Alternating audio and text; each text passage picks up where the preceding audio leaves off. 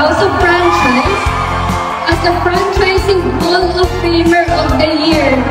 Congratulations!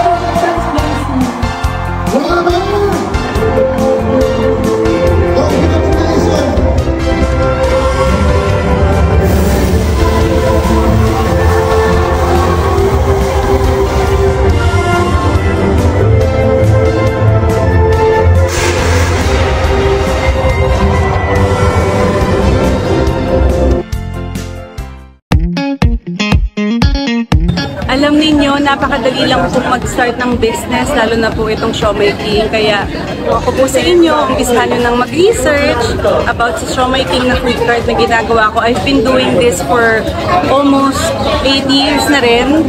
Nakita nyo naman talagang binalikon ko pa rin siya dahil ito po ang pinaka-practical na ginawa ko rin na business. Kumbaga napakadali pong gawin, hindi rin siya expensive, affordable siya, kaya gusto ko pong subukan nyo. Le-level up sa sarap ang siomai mo pag ginawa mo to. Ilagay ang siomai sa kawali, magtunaw ng crab and corn soup powder at ibuhos sa ibabaw. Hayaan kumulo ng mga 10 minutes at halu-haluin para hindi magdikit-dikit. Magbati ng 3 itlog at ibuhos sa ibabaw at hayaang maluto ng mga 2 minutes. Dagdag kulay at pampalasa, lagyan ng spring onion. Masarap na to pero masasarap pa pag nilagyan ng chili oil. Masarap na masarap dahil ang ginamit natin yung different flavors ng Siomai King. Para kang kumain sa Chinese restaurant pag natikman mo to. Sige na, gawin mo na. Laging tandaan anumang lasa ng buhay, God is good all the time.